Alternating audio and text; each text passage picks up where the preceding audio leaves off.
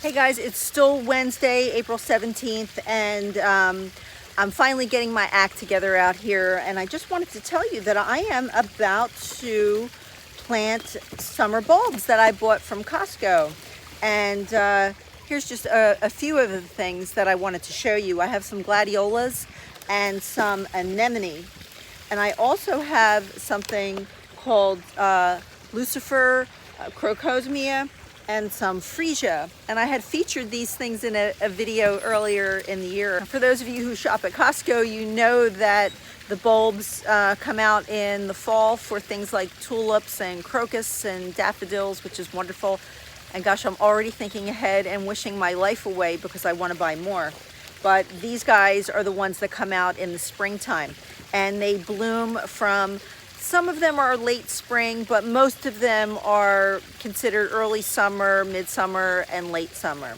One of the ones I'm looking most forward to this year is the Lucifer because of the beautiful red flowers, and if you'll notice, it attracts hummingbirds. So it's so important that we offer the hummingbirds natural food. And you know, I've been talking about this a lot, where I'm talking about hummingbirds and trying to dissuade people from putting out those feeders.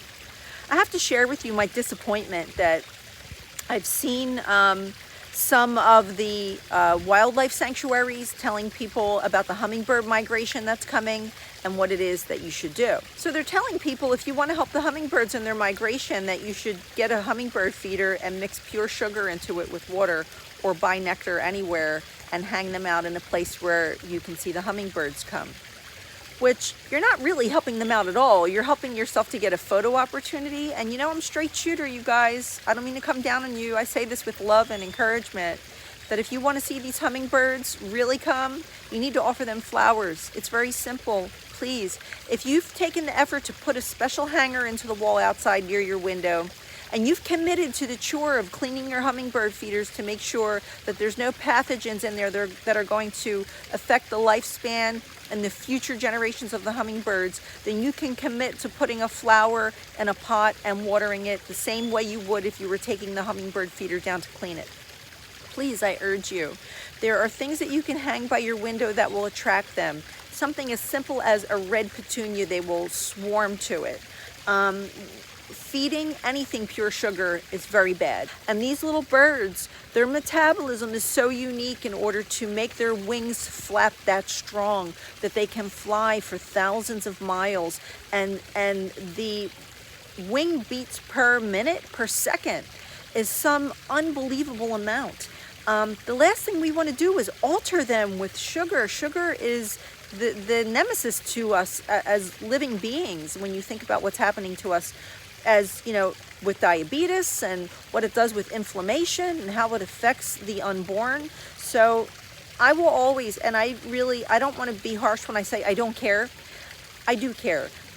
It's not that I don't care who likes what I'm saying. It's that I think it's more important that I risk anyone trying to tell me off for being an advocate for these little birds than it is for me to just pretend it's okay to tell you that you should be putting sugar in containers for these little birds. It's just not fair.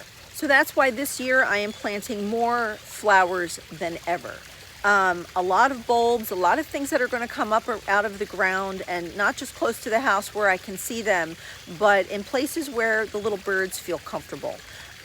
So I will be planting the Lucifer crocosmia and the gladiolas, things that they love, tubular flowers that they love to fly into, and they like them to be high.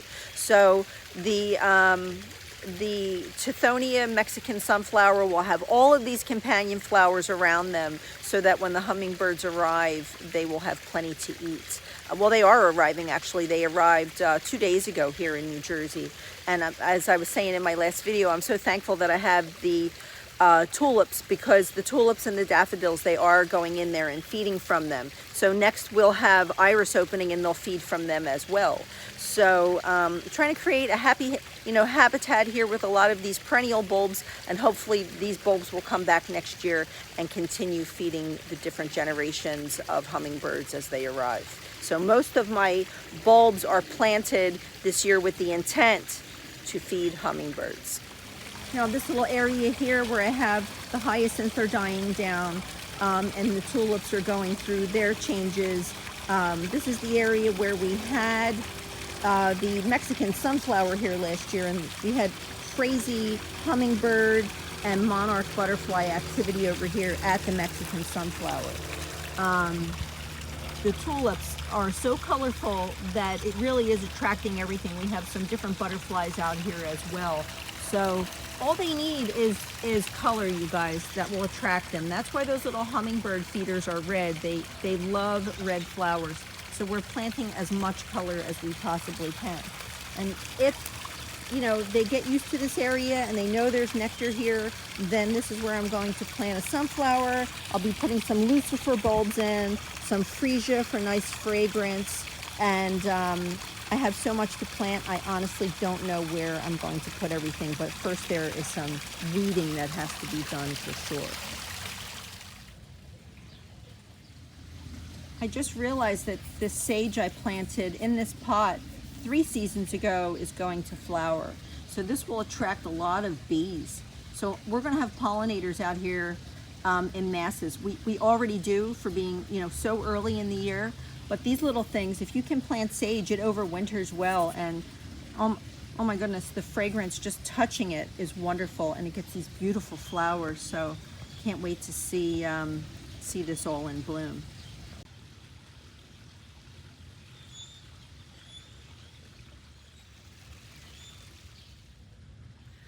So I'm walking around trying to figure out where I'm going to plant everything, because I really do, have this whole thing going on, like that Facebook thing that was going around that said, we're gardeners, what do we want? We want all the plants. Where are we going to plant them? We don't know. That was invented for me. But I don't know where I'm going to plant things. When I see these bags of bulbs come out at Costco, I go bonkers. I literally want to buy everything. This year I did better at really shopping with purpose and not getting too much, because I didn't have 100% luck with everything.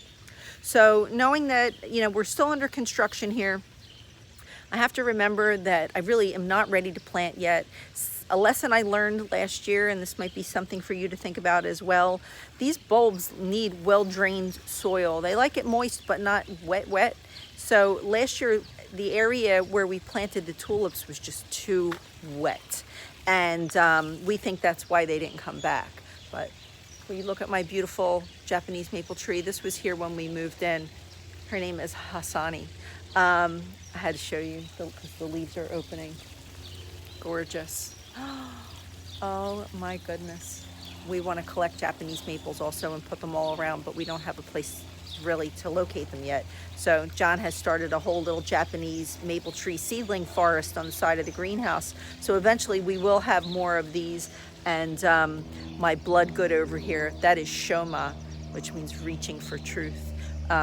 We have some of her babies that will be going around as well. So as I was saying, these bulbs like well-drained soil. So the things like the gladiolas, though, they need staking.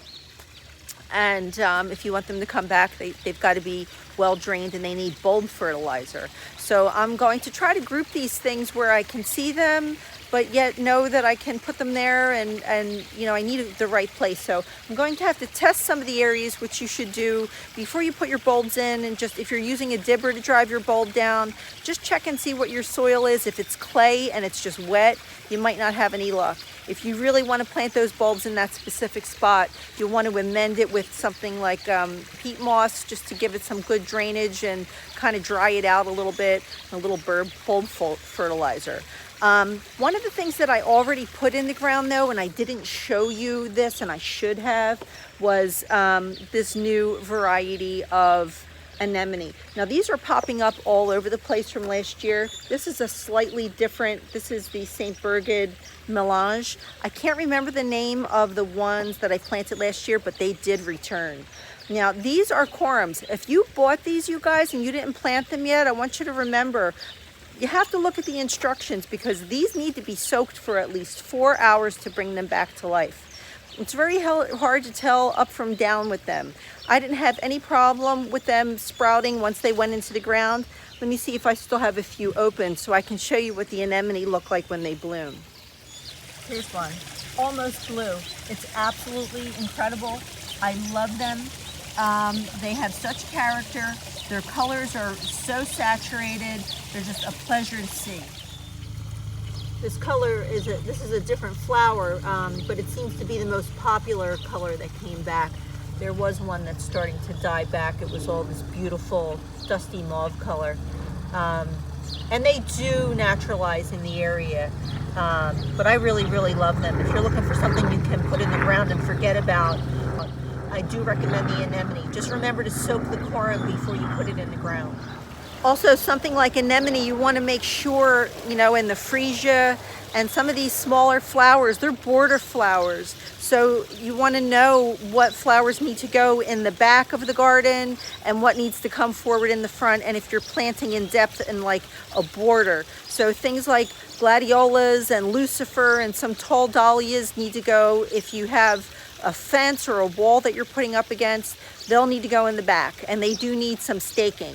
Anemones and freesia, some of the smaller flowers, you're going to plant them more forward. So they also like to be planted in areas where you have like maybe some daylilies, different lilies, I'm trying to think of what else, some iris, some things in that area. So trying to keep in mind that when you plant them, and they're perennial bulbs, that you want to plant in areas of interest. So if you're starting your season looking at tulips, hyacinths, and alliums that you planted in the fall, and you want to see continuous color in that area, remember to leave spaces open so you can succession plant your bulbs so that through the season they come up. So you can start with tulips and Easter flowers, and then that will go to iris, and then your daylilies will come up, and then you'll start to see things like lucifer and gladiola. And you can also mix in things that will grow annual, like some sunflowers, so you'll get more height and you'll just attract crazy amounts